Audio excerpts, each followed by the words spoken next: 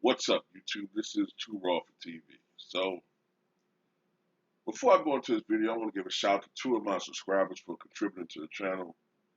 Much respect to Aaron for your contribution, and much respect to Larry for contributing to the channel as well. All right. And I also want to do a little brief recap. Top 10 as I'm winding this thing down. At number 10, Patrick Ewing. Number 9, Artis Gilmore. Number 8, Big George Mikan. Number 7, The Admiral, David Robinson. Number 6, Big Mo, Moses Malone. Number 5, Bill Russell. And here at number 4, I have Shaquille O'Neal. Last time I did this list, Shaq was at number 5, so I pushed Shaq up a little bit. Um, when I think of Shaq, I think of the second most dominant player in the history of the NBA, second only to Will Chamberlain. And I look at everything that he's accomplished. I look at the 28,596 points. I look at the 13,099 rebounds, 2,732 career blocks. I think of the 4 NBA championships, the 3 NBA Finals MVP. He won 1 league MVP. Should have won at least 3. 2 scoring championships. I believe he's the last center to lead the NBA in scoring. In fact, he's the last center to win the league MVP 21 years ago now. 20 years ago. And you look at him, and you look at how dominant he was. Led the NBA in field goal percentage 10 times. 10 times he led the NBA in field goal percentage. 10 times. All-time record. Broke Will Chamberlain's old record of 9 seasons leading in field goal percentage. Shaq did it in 10 different seasons.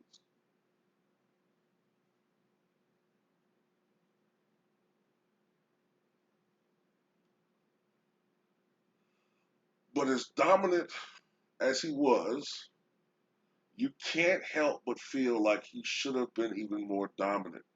Phil Jackson said that Shaq should have been the MVP leading candidate for 10 years minimum.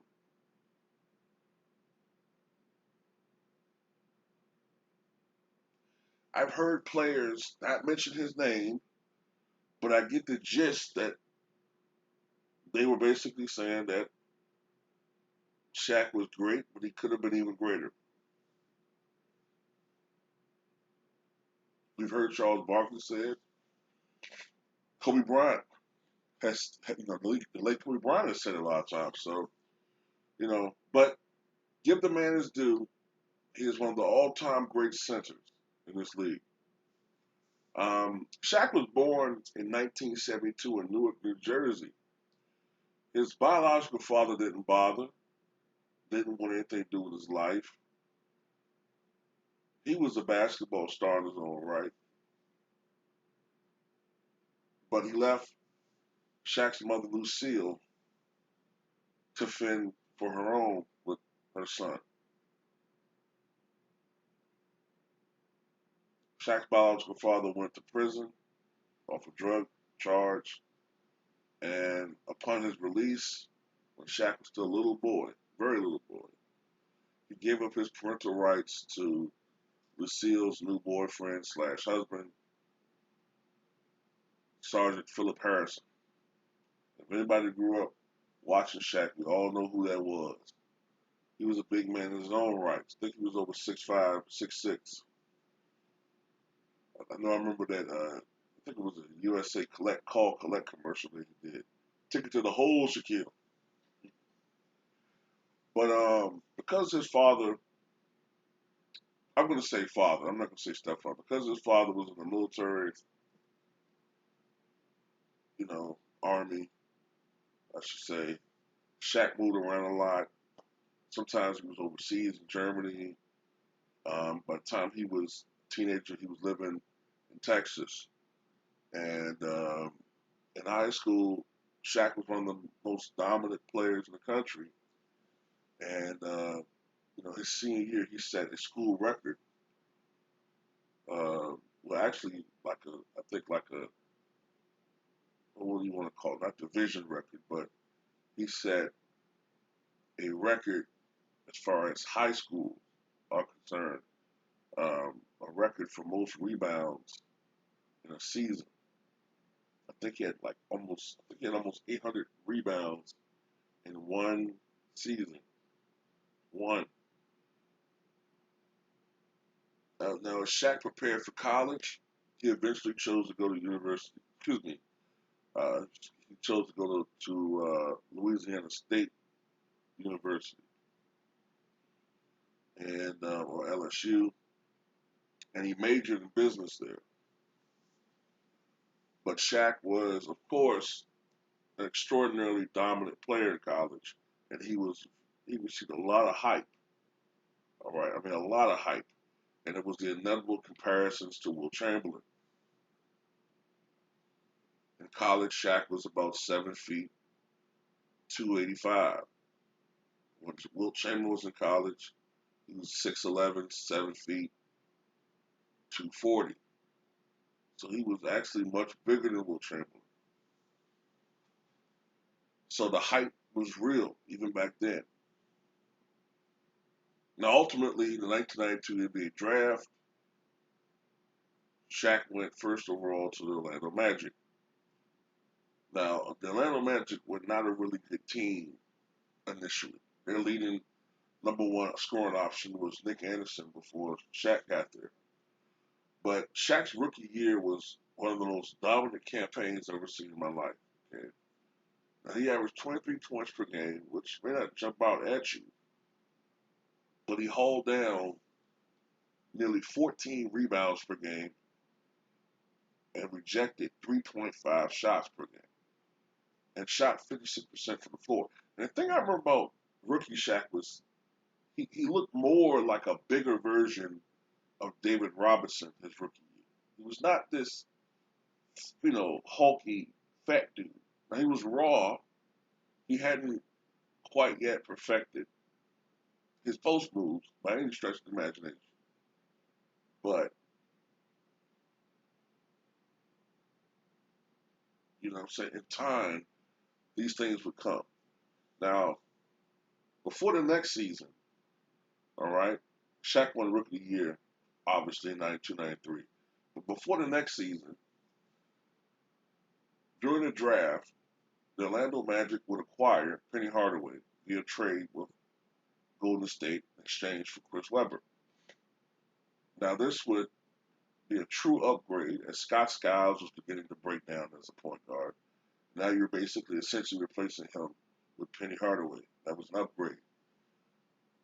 Now, Orlando made the playoffs in 1994. They lost the first round to the Indiana Pacers, led by a resurgent Reggie Miller.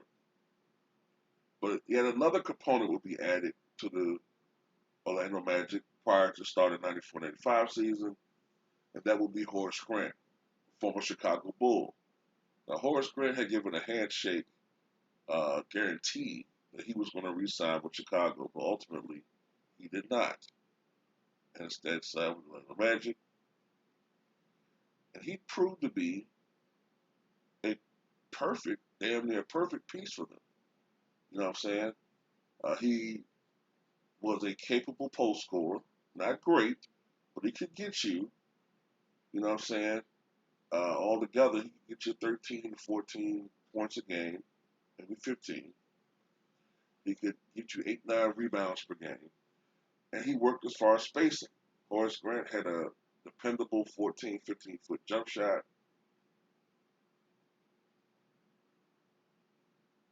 And he left Shaq room to operate. And the year prior, Shaq almost led the NBA in scoring. If it wasn't for Dave Robinson's 71-point blowout game against the Clippers, he would have won the scoring title. 94-95, Shaq won the scoring title outright, averaging 29.3 points per game. And the Orlando Magic really had developed as one of the more exciting and dangerous teams in the NBA. They won 57 games that year. I mean, it was just a standout season for them, but they were especially dangerous at home. They were 39-2 at the then Arena. All right. I remember there was a playoff game that year against the Boston Celtics, first round, and they beat them by like damn near 50 points.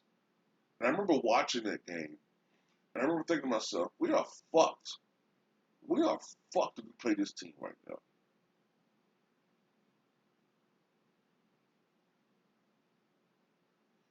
You know what I'm saying? I literally was, for the first time as a Bulls fan since the Piston days, I was literally afraid of an opponent.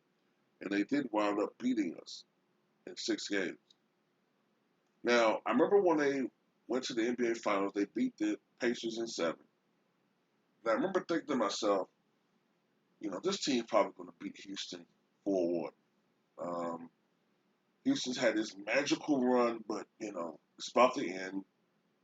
And reality is going to set in. And it looked like that was the case. They had a 20-point lead, I think, maybe around, I think, the second quarter. But Kenny Smith got hot. He kept Houston in the ball game, and ultimately they were able to go into overtime and come with a big, big victory. And that just sanked all of the air out of the Orlando Magic, and they went on to lose 3 more games, and they got swept. And this would be a problem with Shaq. All right, this would be a problem with Shaq over time. In 1996, Orlando won 60 games, led by Shaq, of course. I think Shaq averaged like better than 26 points that year. But once again in the conference finals, they were swept by the resurgent 72-win Bulls. The next year, Shaq signed with the Lakers as a free agent. Very talented team, mediocre coaching, um, and average schemes at best, and directionless on defense. And ultimately, I think they lost 4-1 to the Utah Jazz, and I think it might have been the semis or the conference. I can't remember which round it was. The next year, I think it was the conference finals in '98 against Utah again. They got swept. They got swept. And then in '99, they got swept by the San Antonio Spurs. And it was at this time that Shaq was getting a lot of criticism. All right? Shaq was a dominant big, but he couldn't get it done. I remember the narrative. Shaq was this great player, but he couldn't quite take his team over the hump. Then comes Phil Jackson, right? The great motivator, the great philosopher, the GOAT coach. And he pushes you. And he got the most out of his players. Also didn't help that Kobe was maturing as a basketball player and was honing his craft and wanted to move up from being just a sidekick and showcase what he was capable of doing. And all of these things culminated in a three-peat. It's the last time we've seen a three-peat in the NBA. Now, of course, Shaq and Kobe had their differences. And part of that is what led to the demise of that team prematurely. Also, I think, Shaq, you could, if you want to blame Kobe of anything, maybe Kobe's desire to be great and to showcase what he could do sometimes would supersede what might have been best for the team at a given time. But more to blame to me lies on Shaq with the fact that he just could not and would not stay in shape. By this time, Shaq was coming into training camp 365, 370, 380 pounds. I think one year he was pushing 400 pounds. And, he would more and more increasingly rely on Kobe Bryant to carry and shoulder the load.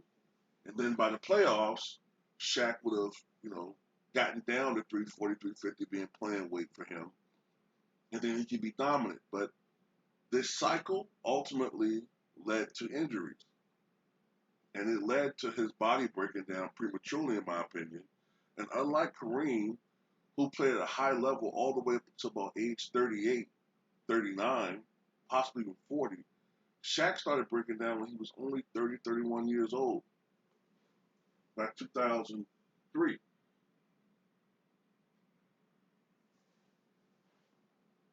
Almost everyone will tell you that 2004 Lakers team should have won the championship. Okay, they should have won the championship. They didn't. All right, they didn't. There were a lot of different issues going on with that team. Shaq was having some injury issues. Karl Malone, of course. There were some personal issues as well going on with that team. Everybody knows the situation between Karl Malone and Kobe. Gary Payton, unfortunately, was now just beginning to be on the downside of his career at that time. And, it was just a perfect storm with the Detroit Pistons believing in themselves and, their defense was all time great. But the organization was going to have to pick a player, okay? Were they going to try to ride out another couple championships in the short term with another player comparable to Kobe, like maybe, you know, Tracy McGrady or something like that, or Vince, even though it's not quite the same player? Or were they going to do what most organizations would do and side with a 24-year-old player over the 32-year-old player? Ultimately, um, or 25-year-old player, I should say. And that's what they did. They sided with Kobe over Shaq. They traded Shaq. Now, ultimately, Shaq went to Miami, but he went to another opportunity where he had a young, up and coming player, Dwayne Wade, at that time nicknamed Flash. And this was a team of committee. But this time, Shaq was still a great player, but he wasn't his old dominant 30, 13, three block self. He was more of a, by this time, more of a 20 and 11 guy. But he still had a lot left in the tank. He reunited with, he united with his former frenemy in Alonzo Mourning. And it was a collection of talent. Gary Payton was on that team, former teammate of his, of course, the Lakers. Antoine Walker, Jason Williams, who had really toned down his game, cut down on his turnovers, and became a very capable point guard. And of course, they won the championship against the Dallas Mavericks, who blew a 2-0 lead, damn near 3-0 lead. And Shaq wins his fourth championship. But then for the rest of his career, Shaq was a journeyman. Okay, had a couple of good years, but I remember in 2007 in the playoffs, once again, a Shaq team was swept, and you know Shaq had a stint with the Phoenix Suns. Um, but by that time, Phoenix was out of title contention. Stint with the Cavaliers didn't help with LeBron, and then of course he ended his career with the Boston Celtics, 2010, 2011, and he suffered an injury. Can't remember exactly what the injury was, but it wasn't an Achilles rupture, but it was another type of injury that he suffered. I don't think it was Achilles, but afterwards, and he suffered his injury just going up the court, non-contact injuries.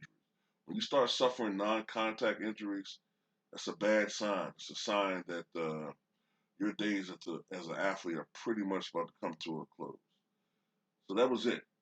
After the 2010-2011 season was over, Shaq scored 28,596 points, 23.7 points per game average. Playing so long killed his scoring average because when he was in his prime, Shaq averaged more around 26 to 27 points per game for his career. He grabbed 13,099 rebounds or 10.9 boards per game, and he blocked 2,732 shots, or 2.3 blocks per game. Ah, boy, I don't even want to read all of this shit, man.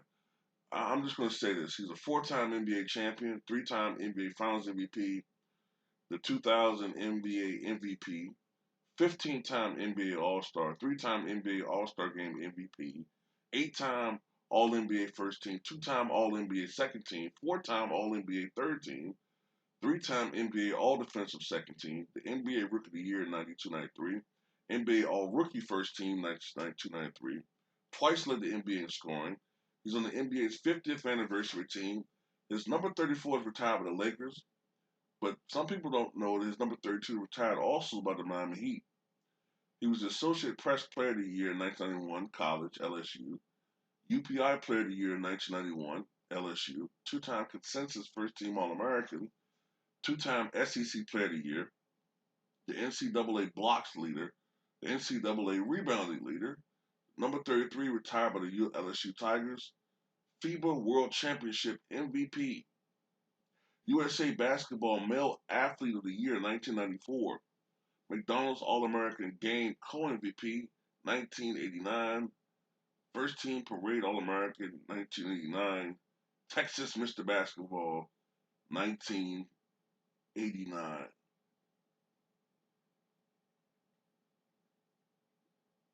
Shaq won Olympic gold on Dream Team 2 in Atlanta in 1996. And Shaq led the NBA in field goal percentage 10 times, which is an all-time record, breaking the prior record held by Wilt Chamberlain. He led the NBA in field goal percentage 10 times, shot 58.2% from the floor for his career, which at the time was second only to Artis Gilmore. Now, I know DeAndre Jordan and some of these other guys in recent years have these 67, 64% field goal percentages, Tyson Chandler, all those guys. Well, I think Chandler's 59 something. But it's a different era. It's easier for bigs to score down low, a lot of layups and dunks, and not much defensive resistance. But Shaquille O'Neal,